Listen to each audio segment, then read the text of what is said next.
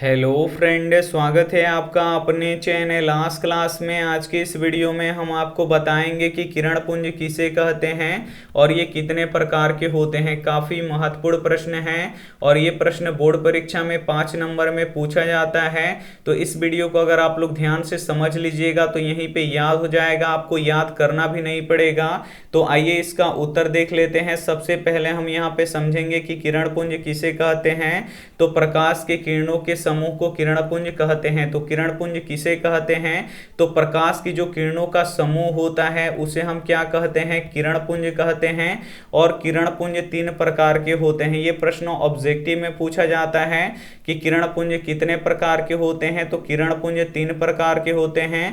पहला होता है अपसारी किरण पुंज, दूसरा होता है समानांतर किरण पुंज और तीसरा होता है अभिसारी किरण पुंज। तो सबसे पहले हम यहाँ पे समझेंगे कि अपसारी किरण पुंज किसे कहते हैं। तो यहाँ पे हम समझेंगे कि अपसारी किरण पुंज किसे कहते हैं। तो जब प्रकाश की किरणें एक बिंदु से निकलकर चारों तरफ फैलती है तो उसे अपसारी किरण पुंज कहते हैं। तो अपसारी किरण पुंज किसे कहते हैं? तो जब प्रकाश की किरणें एक बिंदु से निकलकर चारों तरफ यानी चारों दिशाओं में फैलती है। यहाँ पे आप लोग डायग्राम भी देख सकते हैं। यहाँ पे एक बिंदु से प्रकाश निकल रहा है और चारों तरफ फैल रहा है तो उसे हम क्या कहेंगे? यहाँ पे अपसारी किरण पुंज कहेंगे। और दूसरा होता है समानांतर किरण पुंज। तो समानांतर किरण पुंज किसे कहते हैं? तो जब प्रकाश की किरणें एक दूसरे के समानांतर होते हैं तो उसे समानांतर किरण पुंज कहते हैं। तो समानांतर किरण पुंज किसे कहते हैं? तो जब प्रकाश की किरणें एक दूसरे के समानांतर होते हैं। यहाँ पे आप लोग डायग्राम में देख सकते हैं जितने भी ये किरण है ये एक दूसरे के समानांतर हैं तो इसे हम क्या कहेंगे? समानांतर किरण पुंज कहेंगे। और तीसरा होता है अभिसारी किरण पुंज। तो अभिसारी किरण पुंज किसे कहते हैं? तो जब प्रकाश की किरणें भिन्न भिन्न दिशाओं से आकर एक बिंदु पर मिलता है तो उसे अभिसारी किरण पुंज कहते हैं। तो अभिसारी किरण पुंज किसे कहते हैं? तो जब प्रकाश की किरणें भिन्न भिन्न दिशाओं से आकर एक बिंदु पे यहाँ पे देख सकते हैं भिन्न भिन्न दिशाओं से यहाँ पे प्रकाश की किरण आ रहा है और एक बिंदु पे यहाँ पे आके मिल रहा है तो उसे हम क्या कहेंगे? अभिसारी किरण पुंज कहेंगे। तो उम्मीद करते हैं ये प्रश्न आपको काफी अच्छी तरीके से समझ में आ गया होगा। एक बार और समझा देते हैं।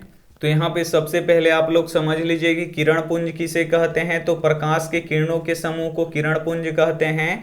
और किरण पुंज कितने प्रकार के होते हैं? तो 3 प्रकार के होते हैं। पहला होता है अपसारी किरण पुंज, दूसरा होता है समानांतर किरण पुंज और तीसरा होता है अभिसारी किरण पुंज।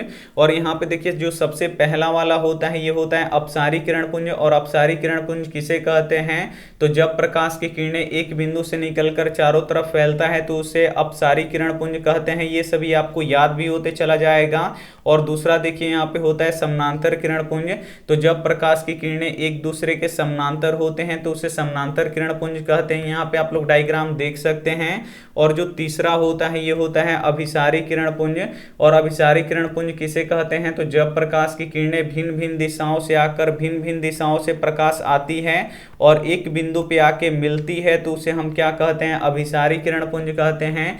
तो उम्मीद करते हैं ये प्रश्न आपको यहीं पे याद भी हो गया होगा और ये काफी अच्छी तरीके से आपको समझ में आ भी गया होगा। तो वीडियो को प्लीज आप लोग लाइक कर दीजिएगा, चैनल को सब्सक्राइब कर लीजिएगा।